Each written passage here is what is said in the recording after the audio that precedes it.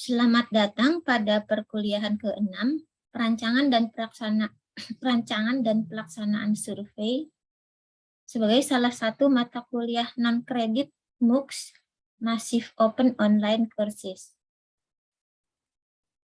Kali ini kita akan mempelajari mengenai penyajian data, yaitu penyajian data secara numerik dan visual. Penyajian data adalah bagian dari statistika deskriptif. Pokok bahasan kali ini adalah penyajian data secara numerik dan yang kedua adalah penyajian data secara visual. Penyajian data secara numerik sebagai berikut. Penyajian data secara numerik dapat dilakukan dengan menampilkan nilai-nilai minimum, maksimum, min atau rata-rata, median atau kuartil 2, modus, kuartil 1, kuartil 3, jangkauan atau range. Contoh data mengenai tinggi badan. Berikut ini adalah contoh data mengenai tinggi badan yang sudah diurutkan dari kecil ke besar.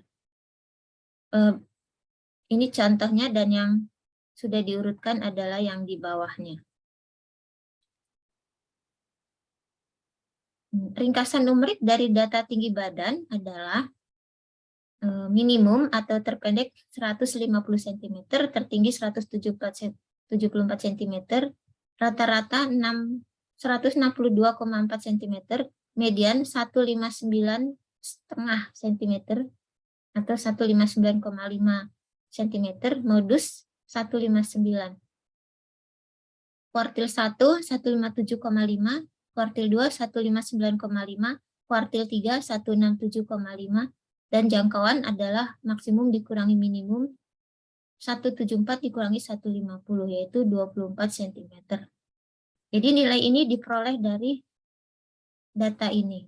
Tapi untuk lebih mudahnya dari data yang sudah diurutkan. Karena kita akan menentukan kuartil 1, kuartil 2, dan kuartil 3. Yang selanjutnya penyajian data secara visual. Ya, jadi penyajian data secara numerik ini sebagai berikut ya contoh-contoh yang tadi sudah dijelaskan. Berikutnya adalah penyajian data secara visual, khusus untuk data numerik. Penyajian data secara visual untuk data numerik dapat berupa tabel atau grafik, yaitu tabel distribusi frekuensi,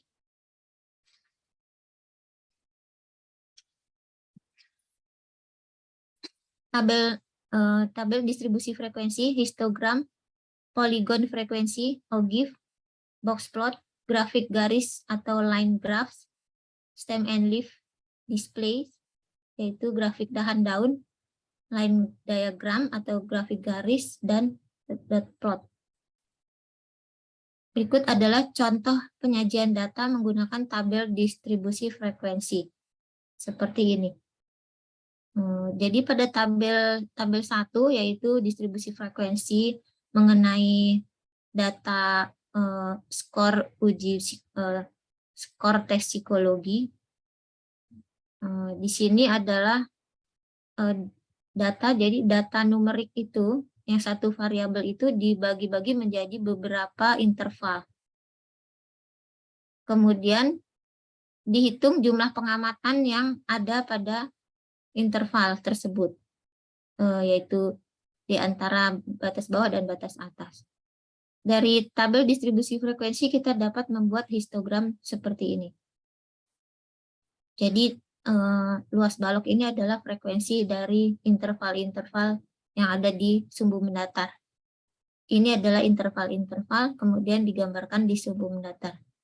Jadi jika kita berikan penjelasan mengenai gambar atau interpretasi, maka berdasarkan histogram terlihat bahwa hasil skor tes psikologi agak simetris atau cenderung simetris.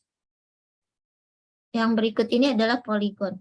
Poligon diperoleh dengan menghubungkan titik-titik pusat dari setiap batang ini, dari setiap titik tengah di dalam dari interval itu. Jadi ini adalah poligon, yaitu yang menghubungkan titik-titik tengah dari batang-batang yang ada di histogram. Yang ini adalah ogive. Ogive adalah gambar dari poligon yang dibuat kumulatif, sehingga akan naik, sehingga gambarnya akan monoton naik. Yang berikut ini adalah box plot, contoh box plot. Jadi box plot ini menggambarkan nilai minimum di sebelah sini, kuartil 1, kuartil 2 atau median, kuartil 3, dan nilai maksimum. Jadi nilai maksimum sebenarnya ada di, kalau gambar ini di sini, ini adalah outlier atau pencilan. Berikut ini script R atau R script untuk membuat grafik. Di sini adalah membuat grafik box plot. Jadi di sini ada data. Kolom pertama adalah tinggi badan, kolom kedua jenis kelamin. Maka apabila kita buat box plot masing-masing untuk jenis kelamin pria dan wanita, script R-nya seperti di sini. Jadi yang ada panah di sebelah kiri itu adalah tempat kita mengetik coding dari R. Jika kita run, maka hasilnya akan seperti ini. Ini adalah box plot. Berdasarkan apabila kita memberikan interpretasi pada gambar ini, yaitu berdasarkan box plot terlihat bahwa median tinggi badan siswi lebih tinggi dari median tinggi badan siswa. Secara umum, siswi-siswi lebih tinggi dari siswa. Jadi ini yang perempuan, yang laki-laki. Apabila ada 3 kategori, maka bisa juga dibuat box plot dengan script seperti ini. Dan datanya seperti di sini, A, B, C. Maka gambarnya seperti ini. Ini adalah nilai-nilai untuk A, nilai-nilai untuk B, dan nilai-nilai untuk C. Berdasarkan box plot, median tinggi badan siswa kelas A, B, dan C itu hampir sama. Adapun urutan tingkat variasi dari yang paling bervariasi adalah C, B, A. Dengan perkataan lain, kelas A paling homogen dan kelas C paling bervariasi. Jadi kecenderungan homogen atau bervariasi dilihat dari rentang atau range data, yaitu minimum ke maksimum. Jadi range-nya adalah maksimum dikurangi minimum. Yang paling bervariasi adalah yang C. Yang paling homogen adalah yang kelas A. Berikut ini adalah grafik.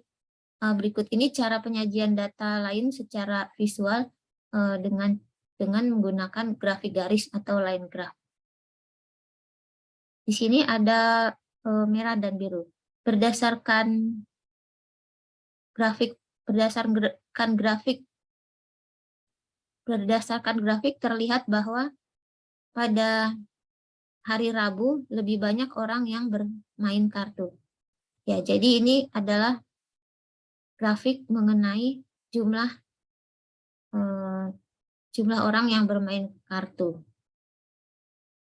Di sini sumbu mendatarnya adalah hari. Sumbu mendatarnya adalah jenis permainan kartu. Atau kita lihat di gambar 7, a line graph used inappropriately to depict the number of people playing different card games on Sunday and Wednesday. Jadi maksudnya yang Sunday itu yang merah dan yang biru adalah yang Wednesday. Karena yang biru selalu ada di atas, maka dikatakan bahwa hari Rabu lebih banyak orang bermain kartu. Demikian mengenai penyajian data secara visual. Yang berikutnya adalah stem and leaf yang akan kita bahas pada video berikutnya. Terima kasih.